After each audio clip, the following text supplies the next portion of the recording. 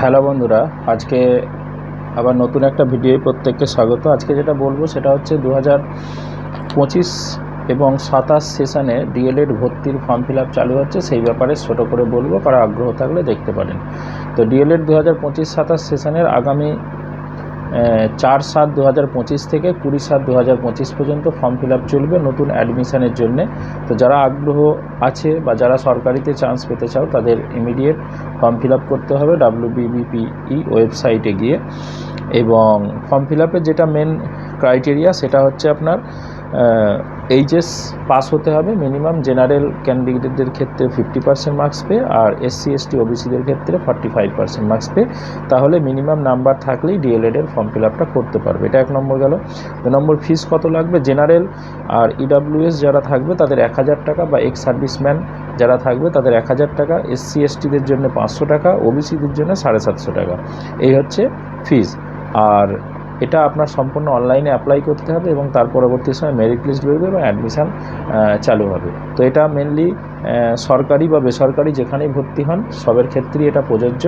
তবে সরকারিদের ক্ষেত্রে হলে বেশি নাম্বার থাকলে তবেই পাবে, এবং প্রত্যেক ডিস্ট্রিক্টে 1 থেকে 2 সরকারি কলেজ থাকে, সেখানে ফিসটা একটু কম লাগে। তবে যেটুকু আমার অভিজ্ঞতা থেকে দেখেছি, 90% বিলো হলে জেনারেল বা OBCদের সুযোগ পাওয়া মুশকিল। SC STদের ক্ষেত্রে হয়তো সুযোগ হতে পারে, মানে সরকারি কলেজে ভর্তি হতে গেলে। বেসরকারিতে হতে গেলে তো 50% পেলেই আপনি যে কোনো কলেজে ভর্তি হতে পারবেন। আর একটুখানি বলি, ডিএলএড হচ্ছে তারাই ফিল আপ করে যারা প্রাইমারি এবং আপার প্রাইমারি এই দুটো সেক্টরে চাকরি পেতে চায় বা পড়াশোনা করতে চায়। তাদের এই ডিএলএড কমপ্লিট হবার পরে তারা প্রাইমারি যে টেট হয় বা আপার প্রাইমারি টেট হয়, সেই টেটে বসতে হয়। টেটে পাস করলে তারপর ইন্টারভিউয়ে বসতে হয়। এই হলো প্রাইমারি বা আপার প্রাইমারি বসার ক্ষেত্রে ক্রাইটেরিয়া, নিয়ম।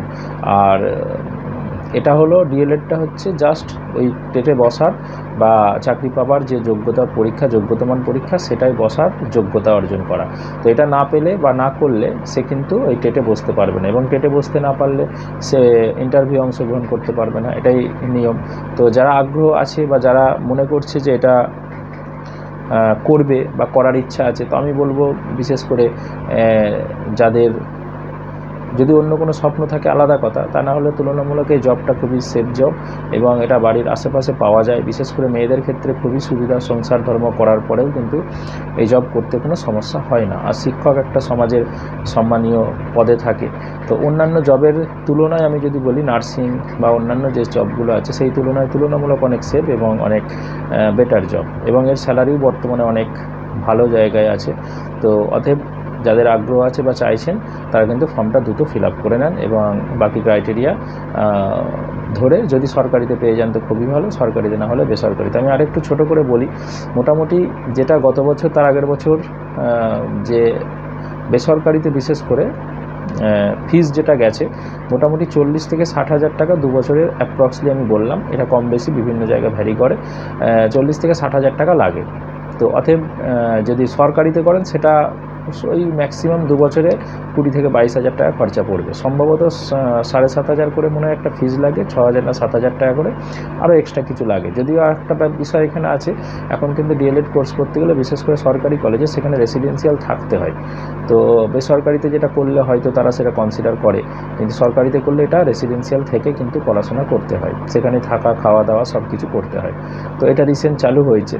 তো সেটা মাথায় রেখে আপনারা যেখানে যারা আছে সেই জেলা, বিশেষ করে নিজের আশেপাশে জেলাগুলোতেই সাধারণত ফিল আপ করতে হয়, মানে ওখানে অপশান চাই, আপনি অন্য জেলাতেও করতে পারেন। তো সেই জেলায় র্যাঙ্ক অনুসারে বা সেই টোটাল মার্কসের বেসিসে যতজন অ্যাপ্লাই করবে, ওখানে আপনাকে কলেজ চুজ করতে হবে, কোন কলেজ ফার্স্ট সেকেন্ড এই চয়েস করতে হবে অনলাইনে ফর্ম ফিল আপের সময়। তো তার পরিপ্রেক্ষিতে সেখানে যারা আবেদন করবে তার র্যাঙ্ক অনুসারে সেখানে লিস্ট বেরোবে। ওকে, ধন্যবাদ। এই রিলেটেড আরও যদি কারো কিছু আগ্রহ থাকে, জানার বিষয় থাকে, অবশ্যই কমেন্ট বক্সে কমেন্ট করুন, আমি চেষ্টা করব আপনাদের সকল উত্তর দেওয়ার। ধন্যবাদ।